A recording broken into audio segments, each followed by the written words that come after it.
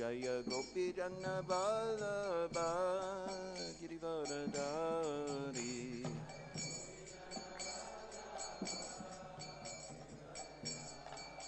Jaya Gopi Janna Vallabha Girivaradari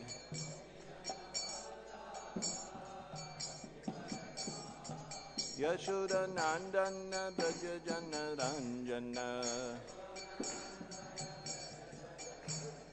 Yashoda Nandana Braja Jana Ranjana Yamuna Tira Vanachari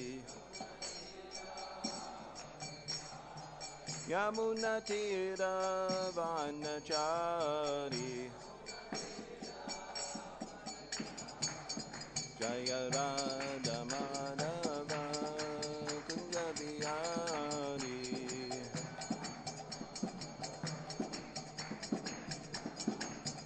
Jaya Radha Madhava Kunja Bihari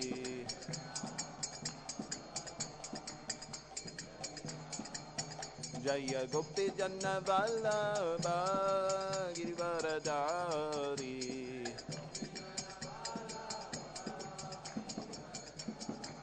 Jaya Gopi Janna Vallabha Girivaradari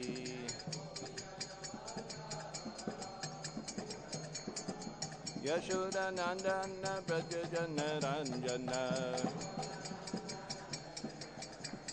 Yashoda Nandana Braja Jana Ranjana Yamuna Tira Vanachari Yamuna Tira Vanachari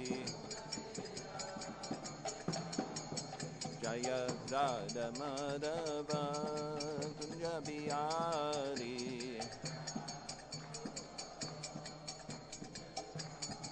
Jaya Gopi Janna Vallabha Girivaradari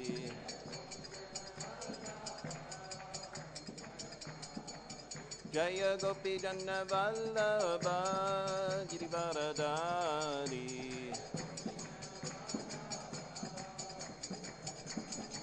Yashoda Nandana Braja Jana Ranjana Yashoda Nandana Braja Jana Ranjana Yamuna Tira Vanachari Yamuna Tira Vanachari Hare Krishna Krishna Krishna Hare Hare Hare Rama Rama Rama Hare Hare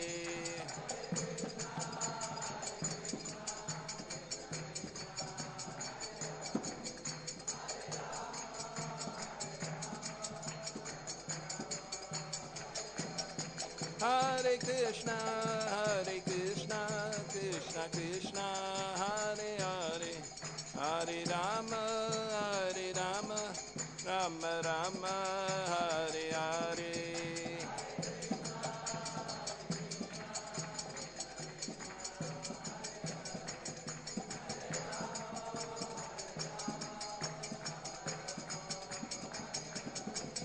Jaya Prabhupada Jaya Prabhupada Jaya Prabhupada Jaya Prabhupada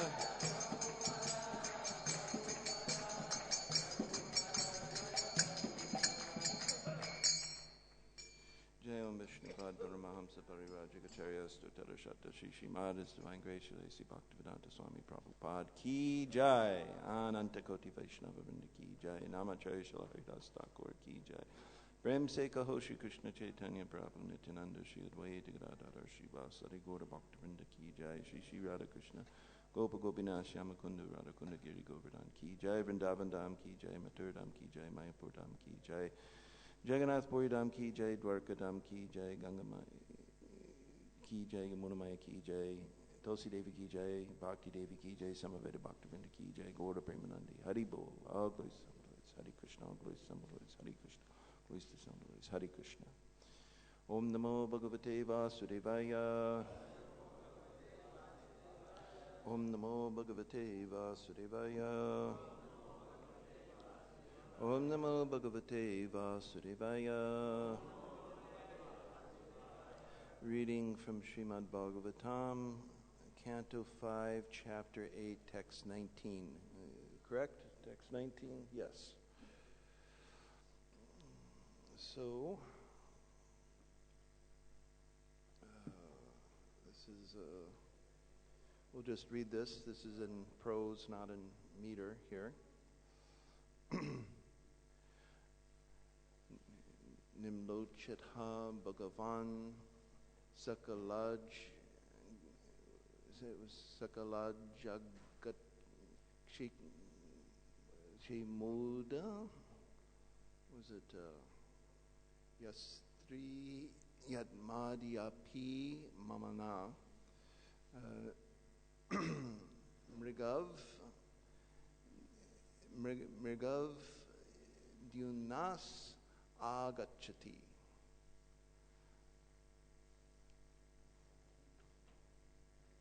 So, word for word meanings. Nimlocati, sets, alas. Bhagavān, the Supreme Personality of Godhead, represented as the Sun. Sakala-jagat, of all the universe. kṣema-udayaḥ, who increases the auspiciousness. Trayī-ātmā, who consists of the three Vedas. Adya, until now. Mama, my. Na, not. mṛga-vadhū-nyāsa, the baby deer entrusted to me by its mother. Āgacchati, has come back. Translation and purport by His Divine Grace Śrīla Bhaktivedanta Swami Prabhupada. Jai. Alas, when the sun rises, all auspicious things begin. Unfortunately, they have not begun for me. The sun god is the Vedas personified, but I am bereft of all Vedic principles. That sun god is now setting, yet the poor animal who trusted in me since its mother died has not returned. Purport. In the Brahma Samhita, the sun is described as the eye of the Supreme Personality of Godhead. Yat chakshur esha savita sakala-grahanam raja samasta sura murti rasheshati jaha yas yagyaya brahmati samvrita kara chakro govindamari purusham tamaham bhajami. As the sun arises, one should chant the Vedic mantras beginning with the Gayatri. The sun is the symbolic representation of the eyes of the Supreme Lord. Maharaj Bharat lamented that although the sun was going to set, due to the poor animal's absence, he could not find anything auspicious. Bharata Maharaj considered himself most unfortunate, for due to the animal's absence, there was nothing auspicious for him in the presence of the sun.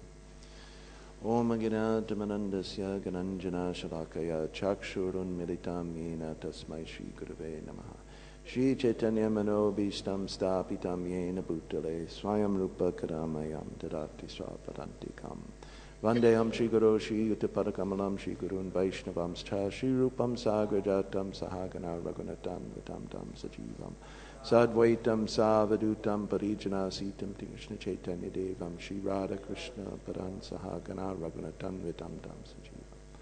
Hey Krishna Karuna Sindhu Dina Bandho Jagatpate Gopesha Gopika Kanta Radha Kanta Namostate Rakanchana Gaurangi Radha Vrindavaneshwari Vrishabhanu Sute Devi Pranamami Sri Priye Jaya Shri Krishna Chaitanya Prabhu Nityananda Shri Advaita Gadadhara Shri Vasari Gaura Bhaktivinda Hare Krishna, Krishna Krishna, Hare Hare, Hare Rama, Rama Rama, Hare Hare.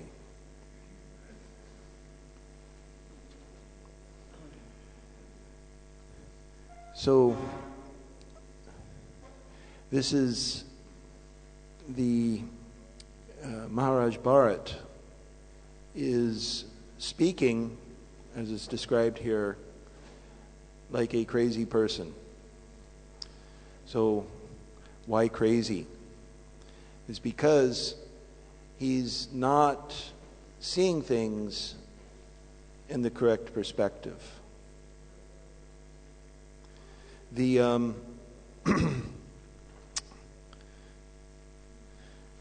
So this is an example of a person who is going through a period of deviation. So in our practice of the regulative principles of devotional service, in whatever stage of life, sometimes it's found that a very sincere devotee by chance deviates. Now, an interesting thing to observe about deviation or aparad or committing offenses or anything like this is that nobody actually sets out to do it. Nobody wakes up one morning and says, well, I'm going to commit an offense against some devotee, or I'm going to break the regulative principles, or I'm going to have a fall down. You know, it's not a planned thing. In fact, everybody's planning just the opposite, isn't it? You just want to do the right thing. Everybody wants to do the right thing. But we end up doing the wrong thing. So it's very interesting that when we talk about the principles, I just wanted to talk a little bit about nature. That that these deviation or offenses, they arise from impurities. Okay, they arise from impurities. There's something missing, and there's something lacking, or there's some fault in our character, and that may be due to a number of different things. It may be due to our lack of knowledge, so we may unknowingly commit an offense, and it may also be, may be due to our association. So, in this regard, Bharat Maharaj, he is a topmost devotee. He's actually, as it's described in previous verses, he's remembering the Lord. He has great feeling for the Lord. You know, he's actually bhava bhakta. You know, he's not a sadhya bhakta. He's not an ordinary person. And so for such a person to have this deviation is a very extraordinary, very wonderful thing. So the Bhagavatam is very interesting in this regard. It's full of stories of devotees who have somehow or other fallen from the path and somehow or other get and pick themselves back up. So Bharat Maharaj is one of those persons. Now here, he's talking about his deviation is being justified in terms of following some other regulative principle. That's a very interesting thing, isn't it? That a fall down is being justified in terms of actually following religion. So, so Maharaj Bharat, as it'll be described later herein, is that one of the issues he had was that he did not consult with a spiritual master. before taking the course of action that he took. He's going to take this deer, but he became deviated by the deer, and so forth. Sometimes it's like maybe somebody takes shelter of us, and we think we take shelter of that person, and then we end up getting married or something to that person.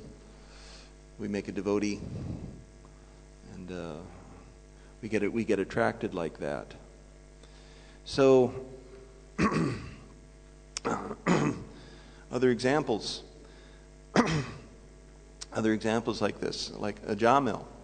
A Jamil, he was a Brahmana, fixed up Brahmana, and then somehow or other he saw a low-class man and woman embracing each other, and then he became very lusty, and then knowing that this is wrong and what he's about to do is wrong, he still went ahead with it.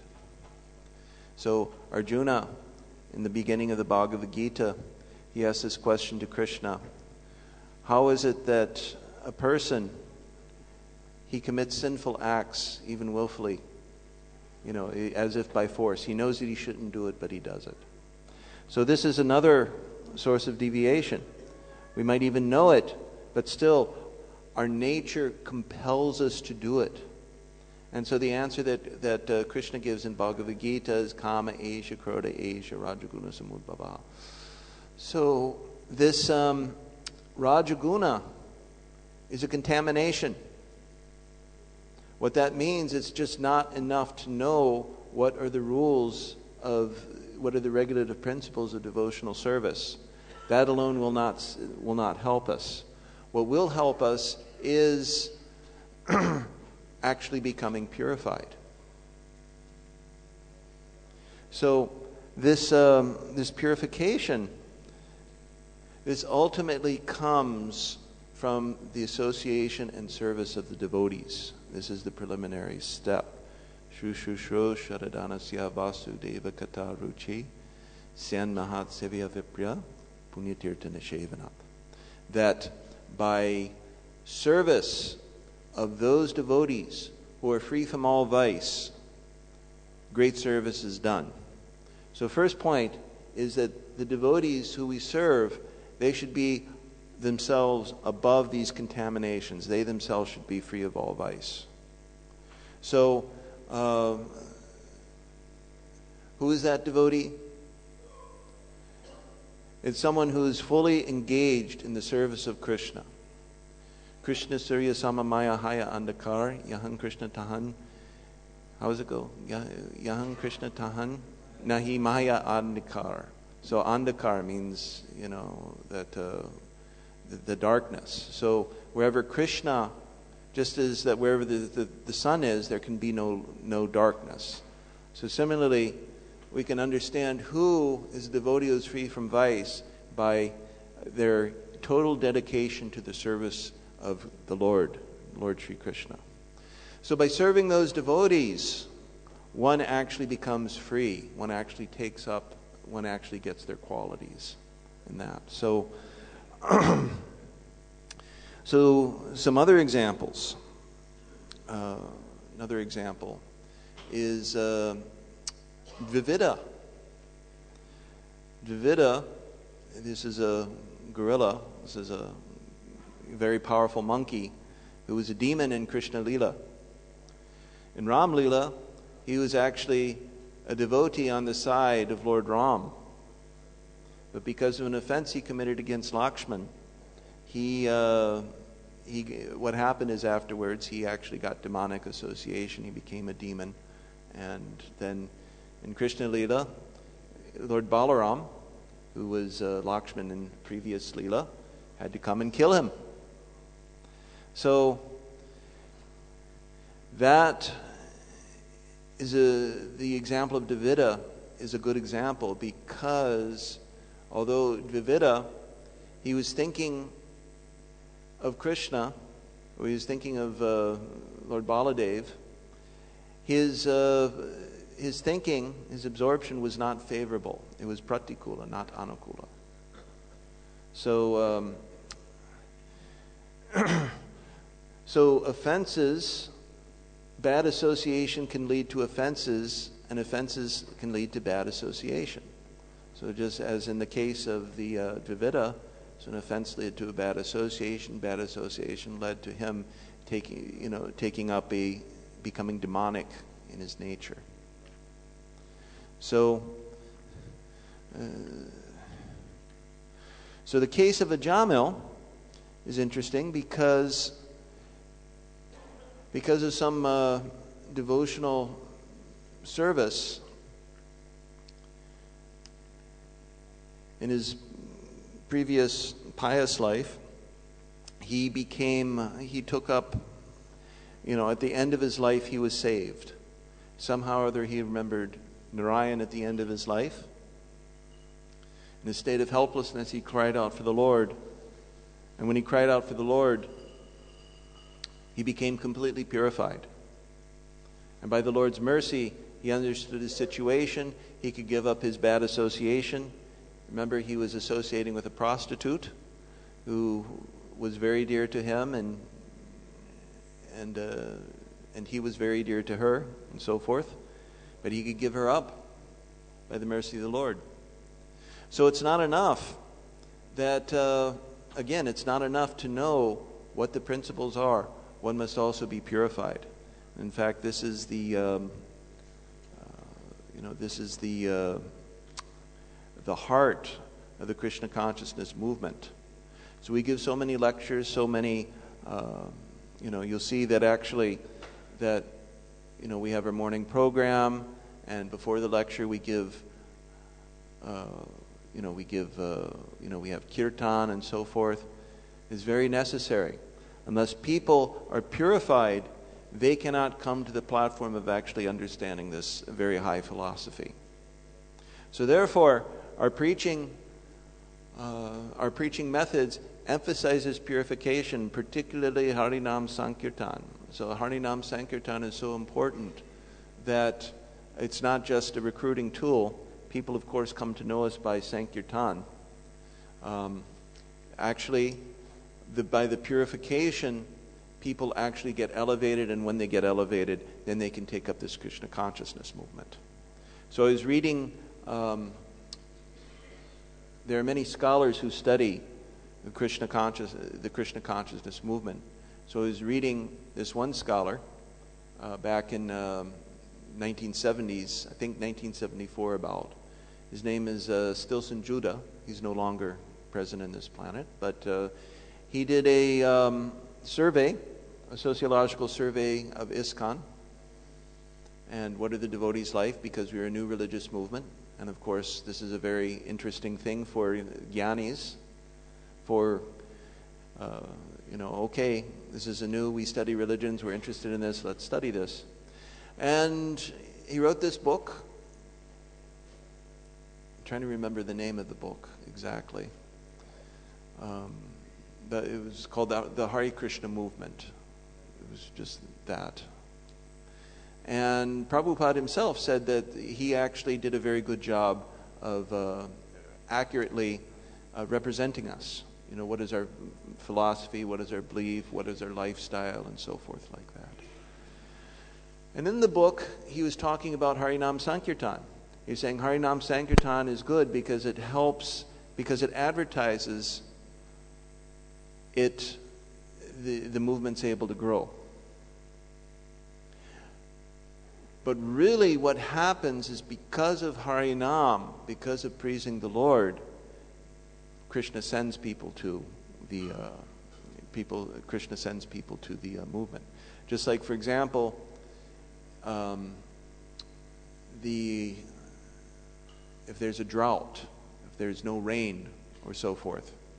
So what would Prabhupada have his devotees do? They go out and they do kirtan.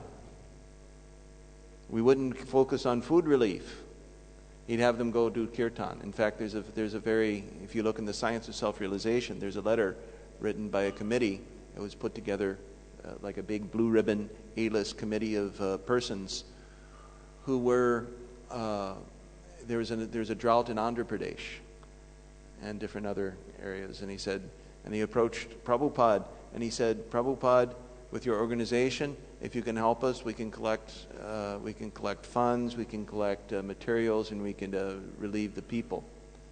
And Prabhupada very politely refused. He said, actually, this is the reason that that there's this problem here is not because of any lack of material facility, but because of lack of pleasing the Lord. Therefore, we cannot help you in this endeavor. This is a very nice letter in the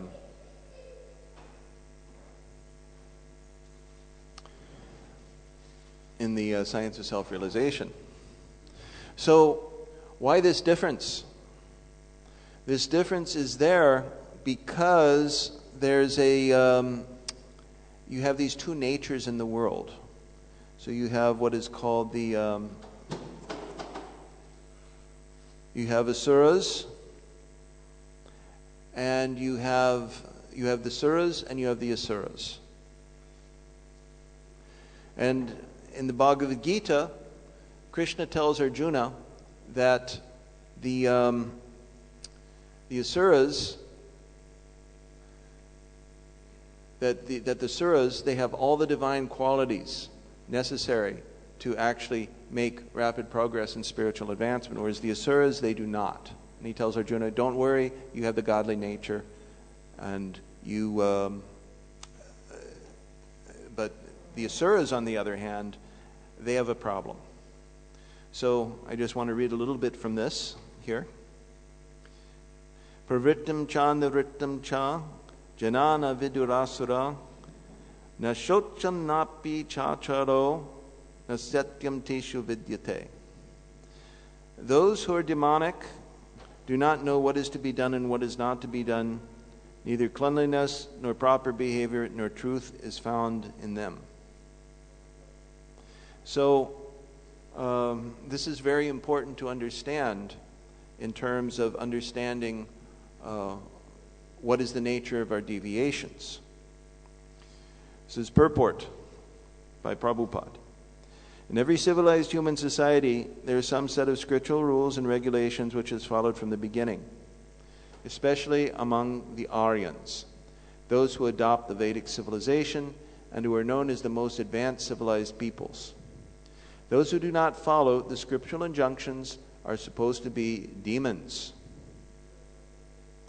Therefore, it is stated here that the demons do not know the scriptural rules, nor do they have any inclination to follow them.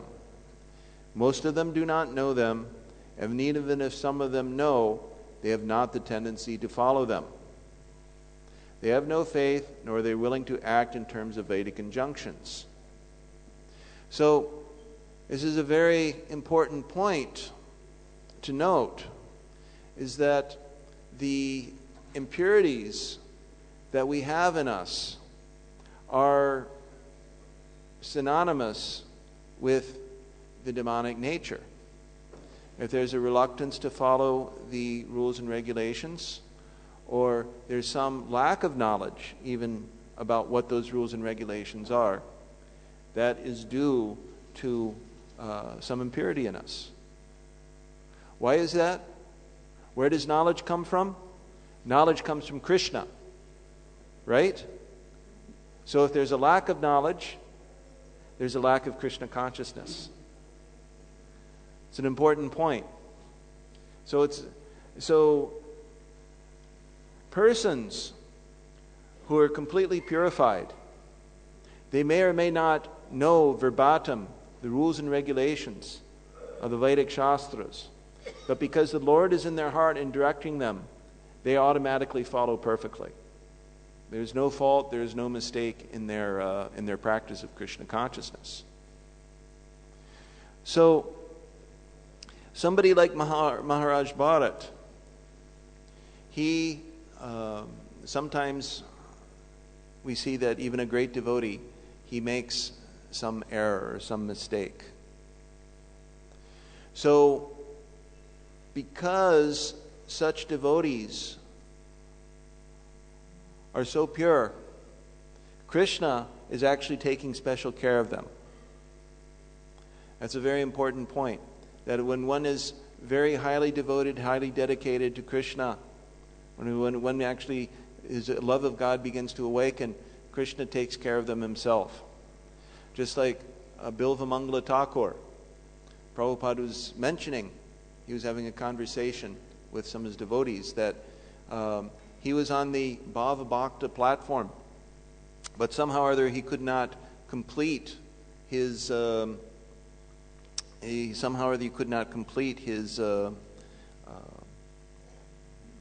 his devotion in previous life. So the story of Bilvamangala Thakur is he's from an aristocratic family, had much money, had some business with prostitute.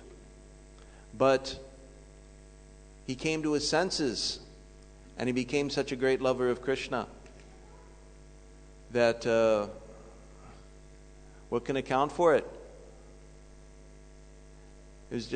There's some incompletion, but Krishna and the spiritual master somehow or other made the arrangement that he could finally take care of, become fully purified.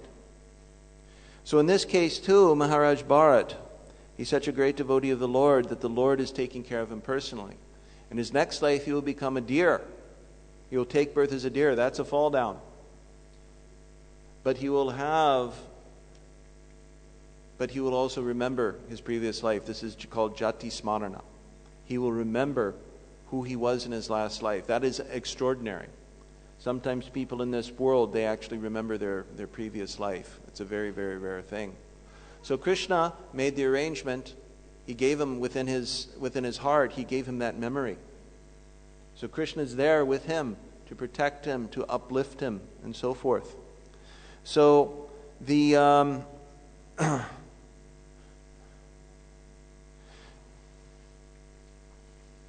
so difference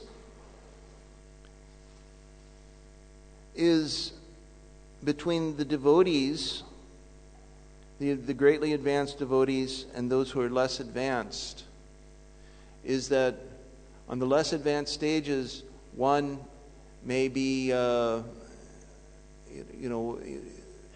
in the example of Dvita, one might actually become a demon. You may also get the mercy of the Lord, but it's not quite the same mercy of the Lord as that we find with persons like Bharat Maharaj, Bilvamangala Thakur, and so forth. So, by all means, do whatever you can to make spiritual advancement, to somehow or other get ahead. It's a dangerous world. So, persons who have no faith, most of them do not know the regulative principles of devotional service. So why is that? Persons, they take birth for a certain reason. They take birth, we actually come to this world to fulfill material desires, right? So we come to this world. So if one really wants to forget Krishna, one will be given that opportunity. So Krishna says, for me, matir smritim jnanam apohanam cha, that from me come remembrance, knowledge, and forgetfulness. So why people take birth in certain families, certain communities where there's no Krishna consciousness? It's because of a desire. It's because we desired, at some point, there was some desire to forget who is Krishna. So the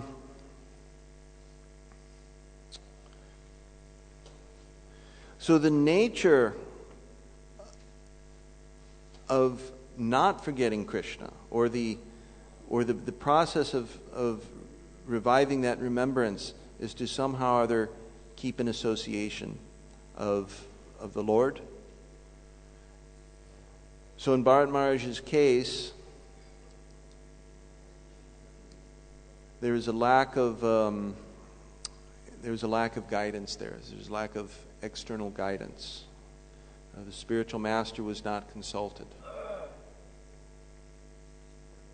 And so he was in the middle of there was nobody to stop him. Srila Prabhupada, he was once asked, what's the difference between the book Bhagavata and the person Bhagavata. So Prabhupada said, Prabhupada reached out to him, so the person Bhagavata can do this. So he reached out to the devotee and twisted his ear.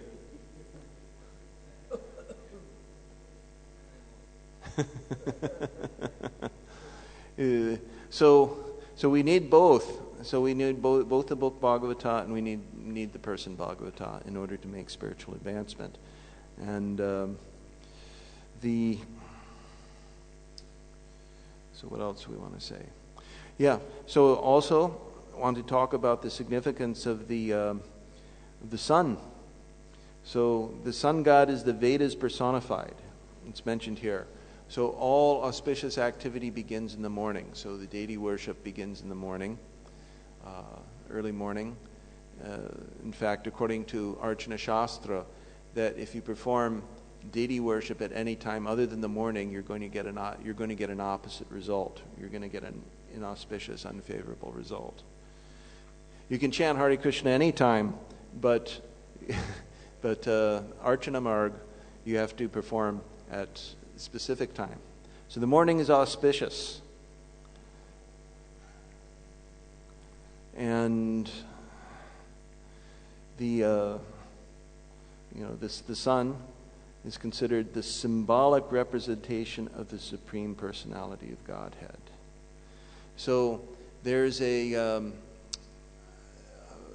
symbolic, the Lord's form in the universal form is Vishvarup. It's sometimes called an imaginary form of the Lord or a symbolic form. It's not actually the Lord himself, but by remembering the Lord in the form, but one can remember the Lord by his different energies. So there's a whole part of the chapter in Bhagavad Gita that is dedicated to the Lord's vibhutis, or his opulences. So the sun is considered the eyes of the Lord, and different other things. One thing that's coming to mind is he says, "Of mountains I am Meru," and then of immovable things I am the Himalayas, and of great thinkers I am Ushana. I am like Shukracharya. He's considered a great thinker. Of persons who are the great fighters, I am the demons. So the asuras are considered like the greatest of fighters. So also like welders of weapons, I have Lord Ram. This is a very nice Lord Ram. So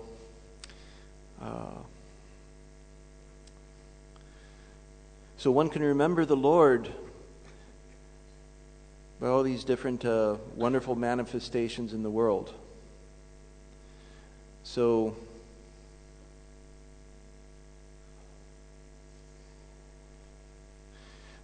in summary, I just want to say that the nature of, or the essence, I don't want to say the essence, but the nature of fall down or deviation is actually based in nature.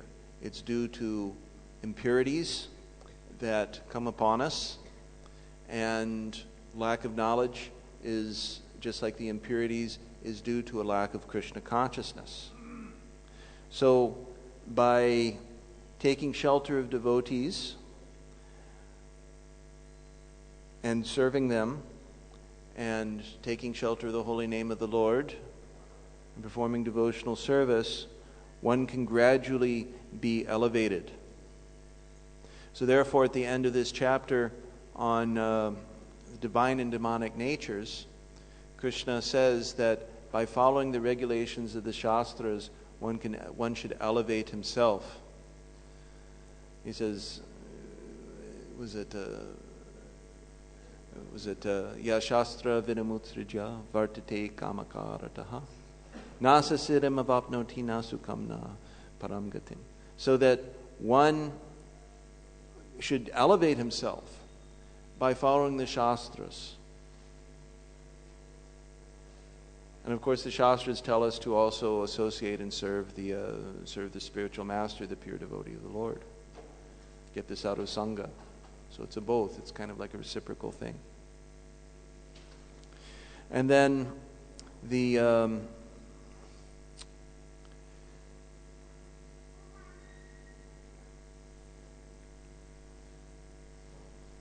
so I don't have much more to say about this. This is a small purport, and I would like to open this up for discussion and questions. Hare Krishna.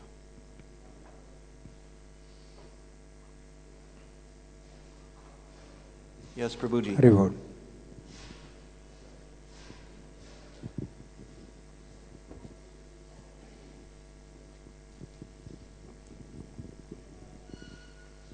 Hare Krishna, thank you very much for your wonderful insight. Prabhu, if somebody falls down, is there any hope to advance spiritually or to go back home, back to Godhead?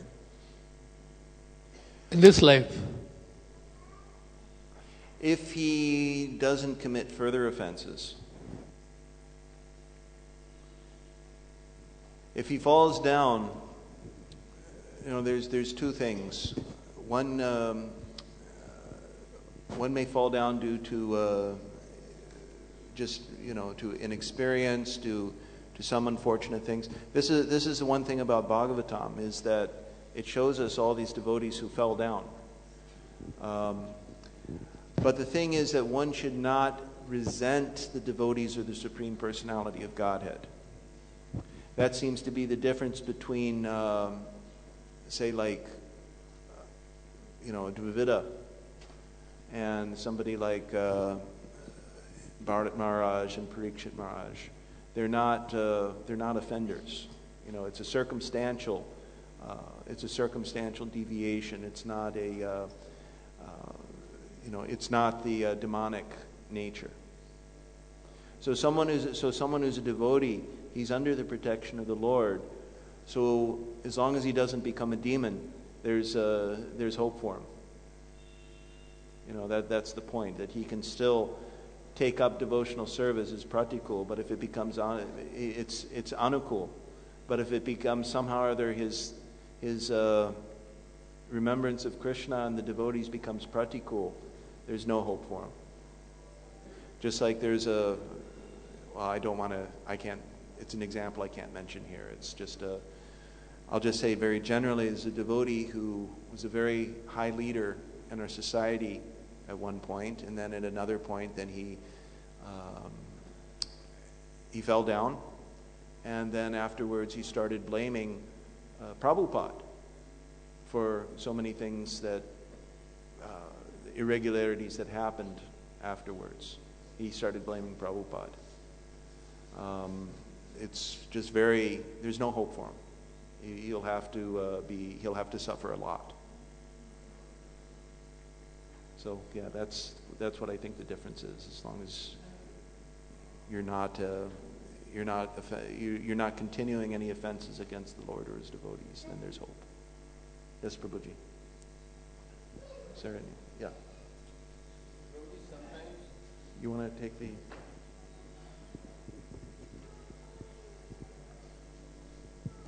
Hare Krishna, Guruji.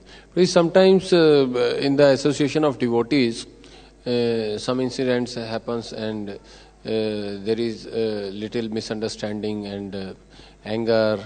So, what will be the result if somebody become angry on one devotee? Then, what should he do, and what will be the consequences? Well, this is a so what one should do. If one becomes angry, okay, so anger generally that arises from Rajagun, okay, and part of the big part of the problem is that we have a material body, okay, so because we have a material body, these things happen, okay. So when one becomes angry and there's some problem, It depends, because it can get very complicated. For example, let me just say that life in devotee society is complicated. Sometimes you have devotees who are not badly behaved, and they may be much more senior to you, or something like that. You have, ISKCON has, sometimes you have to put up with you have to put up with somebody who's temporarily, at least, following Ramachandra Puri. We do have people like that in our own society, and then you have to do it. In that circumstance, all the devotees just they tolerated him until he left.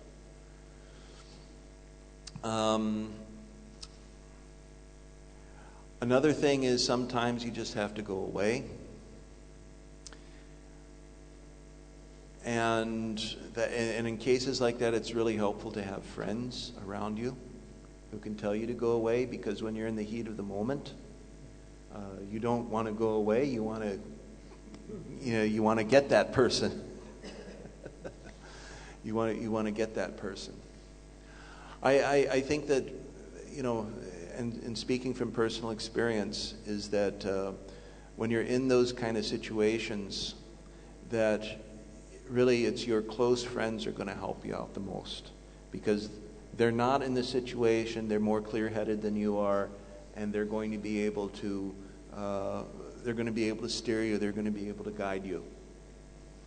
So that's the power of association. It's like a big safety net. Without that, it's going to be, it's just you and your mind, and that's a pretty dangerous thing, especially when your mind is not, fully engaged in Krishna's, when it's not fully absorbed in Krishna. So association, take shelter of your friends, keep close with your friends. Don't be alone so much. They say it's lonely at the top. This is a big problem for leaders, actually, because when you're at the top, you're a president, you're a sannyasi, you're a guru, you're, something like that. It's sometimes it can be hard to reach. You can be very hard to reach. Okay. So, keep close friends. You get to the top, keep with people, keep a buddy, keep a breakfast buddy, at least 2-3 people. At least one person that you can confide in closely. If you don't have that, then you're in more of a dangerous position. Is that okay? Yeah. Other questions, comments? Hare Krishna, Prabhuji. Hare Krishna. Prabhuji, there is book Bhagavatam and person Bhagavatam. Book Bhagavatam and person Bhagavatam. Yeah. So nowadays, devotees are fond of reading from mobiles.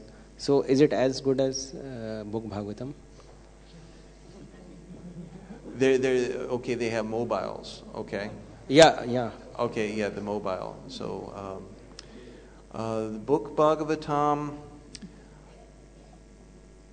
Personally, I don't think so.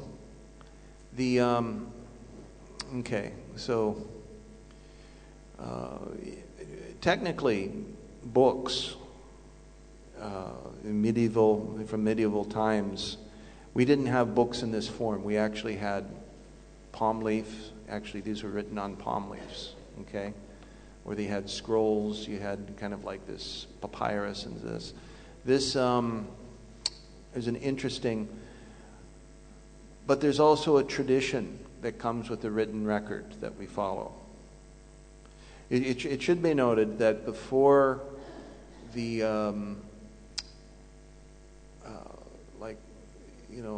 at the beginning of the Kali Yuga, Vedavyas, he wrote down the Vedas, okay, because people wouldn't have the memory in this age to remember things. So, because Vyas wrote the Vedas, he actually put them and the pen, and Mahabharata, and he wrote down the Puranas and so forth. These are all written. There's also a tradition. It's also Vedic tradition, and how you actually venerate these books. Okay? So with the books on mobile, because your phone goes with you everywhere. It goes to the bathroom, it goes to the, it goes in the kitchen, it's like, you're driving and you're talking and like that. In other words, your hands are touching so many dirty things, and then you touch your phone. You don't practice that kind of,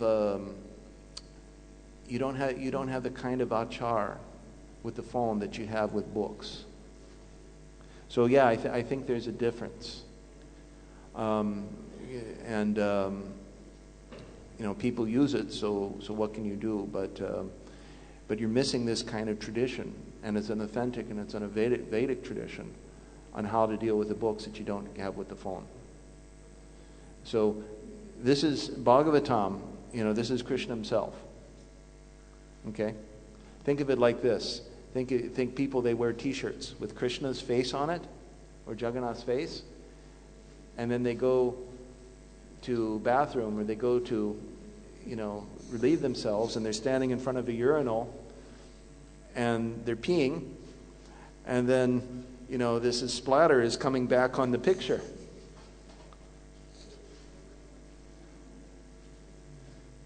This is... It's not good. So yeah, I think there's a difference that between the mobile.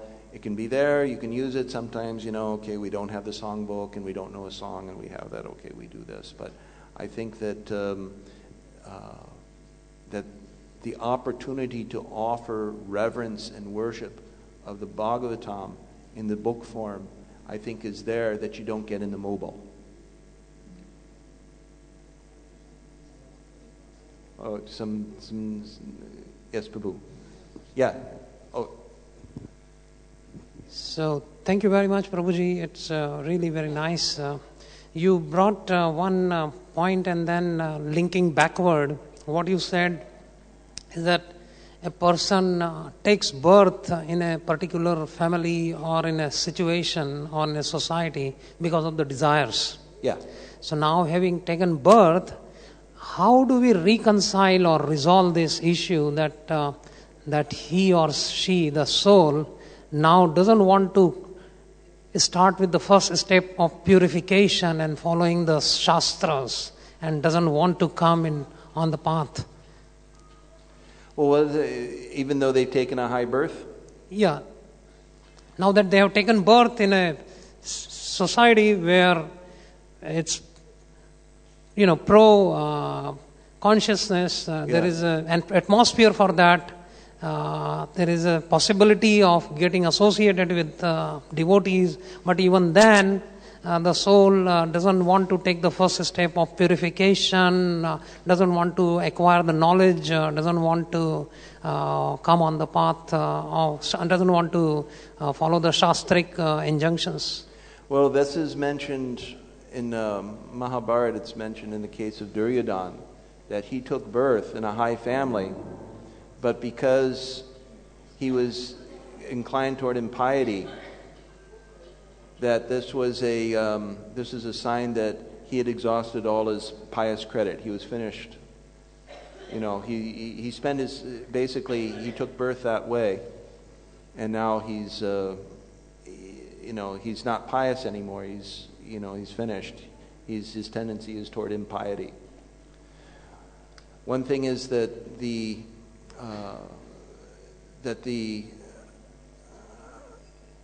laws of karma, of action and reaction, are very, very difficult to understand. They're very, very intricate. So, depending on so many factors, we see so many very wonderful things in the world.